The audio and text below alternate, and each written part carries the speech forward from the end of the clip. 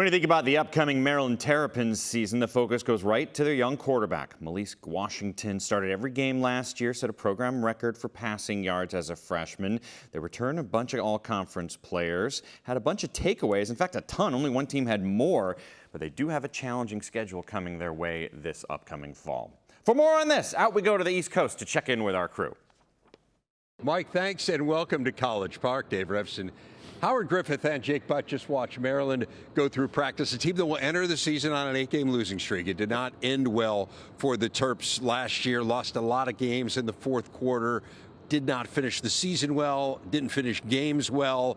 This year, a team that I know they feel like has improved significantly. You got a second-year starting quarterback, new offensive coordinator. What was the vibe that you picked up here today? Well, there's a lot of excitement and energy in this team, particularly when we're talking on the offensive side. And we talk about Washington, his ability to lead this team. And this is a young player that I didn't get an opportunity to see last summer, but had the chance to obviously watch him on tape. When I see him and interact with him today, I mean, he's a special young man who's the right guy to lead. When you talk about the quarterbacks in this conference, the last couple of years, they've been special. He has a chance to be one of the top quarterbacks in this conference. The vibe I get is the players, starting with Malik Washington as a quarterback, Daniel Wingate as a linebacker, defensively, Sidney Stewart, a young guy. I called a bunch of those games where they lost in heartbreaking fashion. And it's a double-edged sword where, hey, it's disappointing, but you say, man, we correct a few things that they are fully capable of correcting, and the season looks completely different. But now it's about what they can do this season. And I think the hiring of a new offensive coordinator, implementing a new scheme will unlock so much of that talent with Malik Washington. He's unbelievable. Like, when that ball leaves his hands, it is, I play with guys with a strong arm, and they want to show you how strong their arm is. Malik, it just leaves his hand perfectly. He's so talented, but he's such a special person. And I get the sense that Loxley, he sleeps easy at night knowing that Malik is leading that locker room, because that's how you finish close games too. He is really impressive. He's got a new offensive coordinator in Clint Trickett. And Trickett coming from Jacksonville State, and Jacksonville State ran the ball incredibly well last year, in the top half dozen nationally. This is an area where Maryland struggled a season ago. They were 17th in the Big Ten in rushing offense. You know, it's a point of emphasis. It's something that Mike Loxley talked about as one of the things that attracted him to Trickett, as well as a shared background with a lot of the same mentors and through kind of the same system in terms of offensive football. But what did you think of Trickett, the offense he's going to run, and whether that run game will come back? Well, I think the run game will come back because they're going to be committed to running the football, but committed in a way that doesn't say, hey, all we're going to do is run it. That's what we're going to do. No, you have to take it in the situations that you have it. So when they have opportunities to run it, they've got to be able to get that done. I think that opens up a lot with the quarterback position if they decide to get him involved in the run game too. I like the way he teaches. I like the way he coaches. I had a chance to watch him from behind a couple times. He's always encouraging the quarterbacks each and every rep. All of them, not just one. He's coaching the entire room. He seems to love coaching, and he seems to love competing, and I know Monachino does too, and that leads to some fun practices.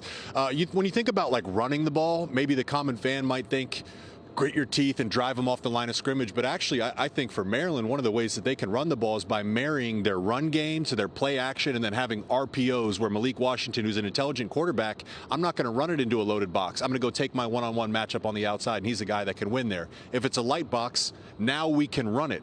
So I think for Trickett coming over, he has that type of RPO system where wherever the weakness is of the defense, that's what they're going to attack. Last year, their only answer was to put it on the shoulders of Malik Washington. I think an important part of that, you mentioned his intellect of Washington. That's big. That's huge. When you know from a coordinator standpoint, you can put as much on this young man as you can, and he'll be able to come to the line and be able to get the team into the right plays if he needs to make adjustments, and that'll be a big part of what they do. It's been fascinating to watch because we were here last year, and they talked about Malik didn't practice when we were here a season ago. He was a little bit banged up in the preseason, ended up being their starter throughout the year. They said, hey, we want you to visit with him because you need to understand the kind of young man that he is. So that was identified really early. They understood how special he could be, and then you get a chance to see him play, and you understand, man, it is the complete package, and a guy that Maryland fans and the team are going to be counting on quite a bit.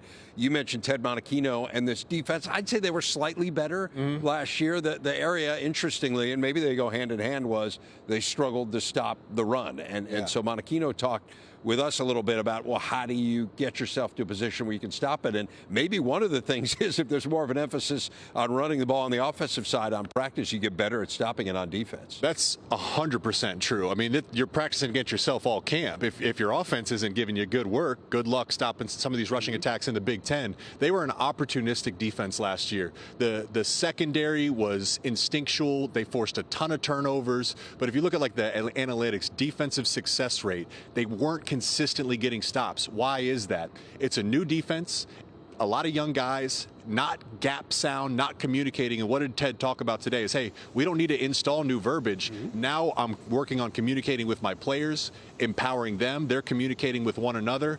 I would get the sense that the details, especially in the defensive front, are going to be much better this year. So, again, I'm like projecting and predicting a step forward. The defensive line will be a huge part of that. And when you look at the numbers that they have there, they look like they have quite a few guys that they're able to run through there. And that's going to be a big part of what they need to do from a defensive standpoint to be able to slow teams down. You've got to be able to be stout at the point of attack. Well, that line, they're certainly big enough at defensive tackle. No doubt. The edge position has been a real strength here. Sidney Stewart, fabulous last year as a freshman. Zahir Mathis as well. Now unfortunately, Mathis is out for the year. We had a chance to visit with him briefly in the team cafeteria today.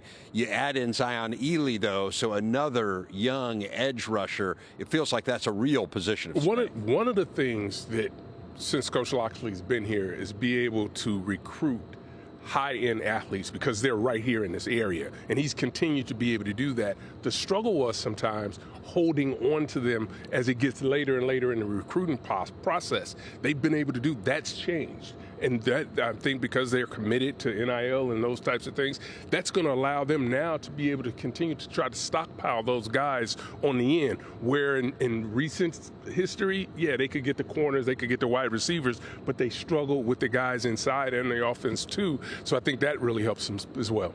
And I'd say this is the type of guy, too. They're talented, but, like, there's just real special players where even Zahir's going to be out for the year. He's taking on a leadership role. He's a second-year player. Sidney Stewart with Zion Ely. Like, hey, look, man, look at the season I had last year as a three-star. Yeah.